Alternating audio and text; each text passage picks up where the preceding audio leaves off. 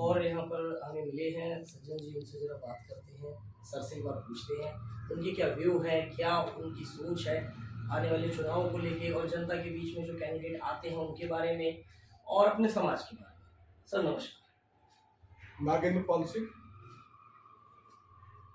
अभी यहाँ पर जो चुनाव चल रहा है दिल्ली का, उस चुनाव में जो अब तक वर्तमान में सरकार थी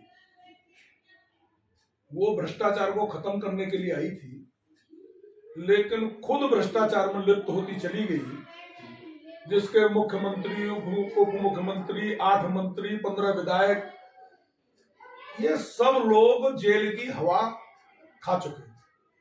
अधिकतर और एक सांसद, ये सभी आज जमानत पर हैं, कोई केस वो नहीं हुआ।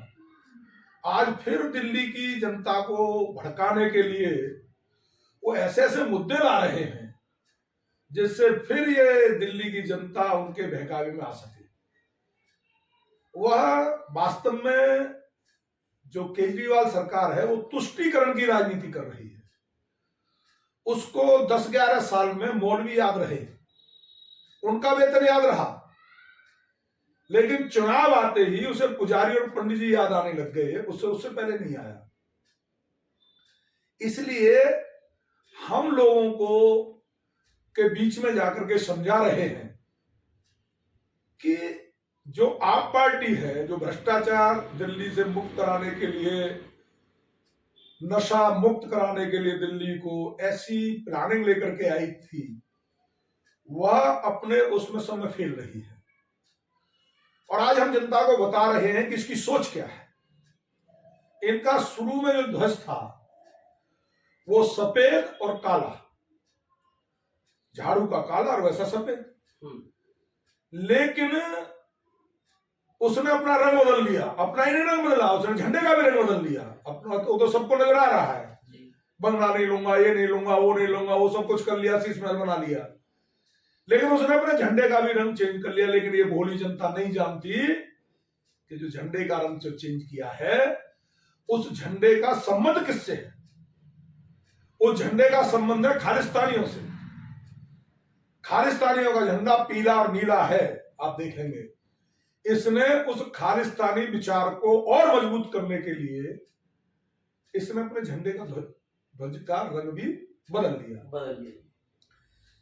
ये युवाओं को और देश को नशा मुक्त करने के लिए आया था। इसने घर घर ठेके खोल दिए, एक के साथ एक फ्री। इनके कोई भी पूछता है कि भाई ये बता रहे हैं एमसीडी के स्कूलों में बहुत बढ़िया हो गया, लेकिन बताएं ना कि इनके विधायकों के, मंत्री के कितने बच्चे एमसीडी स्कूल में पढ़ रहे हैं, जब एमसीडी स्कूल ऐसे हैं। जी बिल्कुल, हम बता रहे हैं और वो स्वयं भी बता रहा है। जमुना साहब की क्या घर में जो नल से जल आया, क्या सड़कों की हालत क्या है। जो इस दिल्ली को पेरिस बनाने की बात कर रहा था, आज दिल्ली की जो स्थिति है, जो बाहर से लोग आते हैं वो भी कहते हैं यही दिल्ली है। कूड़ों के ढेर, गंदगी, कहीं पर भी सफल नहीं हुआ है। 10-15 साल में आपका जो एक पार्टी को लेके, आम आदमी पार्टी को लेके जो सोच है वो ये है कि इन्होंने कार्य नहीं किए, बस झूठे वादे करे हैं। ये सबको नजर आ रहा है, झूठे वादों का। सबको कितना रोजगार दे पाया है। इसने कहा कि जितने भी ठेका पर कर्मचारी हैं सबको मैं परमानेंट कर दूंगा। कितने कर्मचारी परमानेंट किए? आज स्थिति यह है कि दिल्ली का कर्मचारी इसकी फ्री की रेवड़ी बांटने के चक्कर में उसको वेतन तक नहीं मिल रहा। जल बोर्ड का कई महीने तक रुक जाता है, एमसीडी का रुक जाता है, डीटीसी का रुक जाता है, लोग स्ट्राइक करने पर मजबूर हो जाते हैं। और 10-11 साल में डीटीसी के बेड़े में कितनी बसें लाया है? नील। फ्री कर दिया, लेकिन बस ही नहीं मिलती।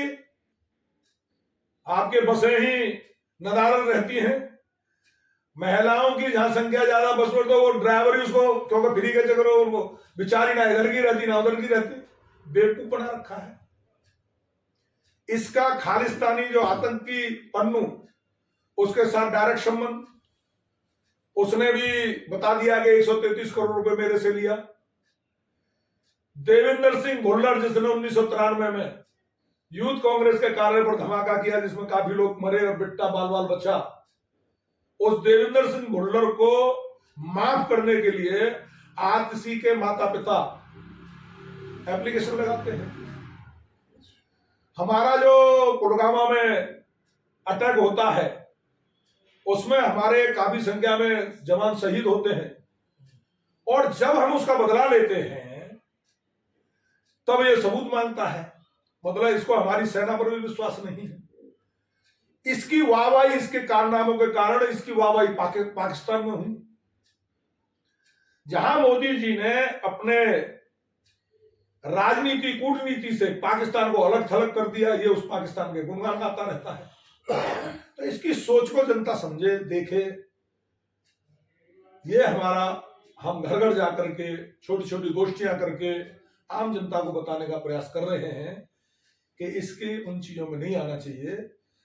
और एक मैं आपको बताना चाहता हूं कि 2014 के बाद देश में जो परिवर्तन हुआ है, वो परिवर्तन के जो हमने सपनों में भी नहीं सोचा है, वो हमारा सोचा था, वो हमारा साकार हुआ है। हमारे रामलला का मंदिर बना है, वो हमारा साकार हुआ है। एक राष्ट्र दो विधान थे, वो एक राष्ट्र एक विधान ही रहेगा। जम्मू कश्मीर में 370 और 35 हटा करके ये राष्ट्र को, जम्मू को अपने उसमें करा है। हाँ, अपने बहुत से लोगों को पता ही नहीं होता कि हम वहां कोई जमीन नहीं खरीद सकते, हमें वहां जम्मू कश्मीर की नागरिकता नहीं मिलेगी, हमें वहां पर अगर कोई हिंदू लड़की से शादी कर लेगा तब तो उसको मिल जाएगी, लेकिन कोई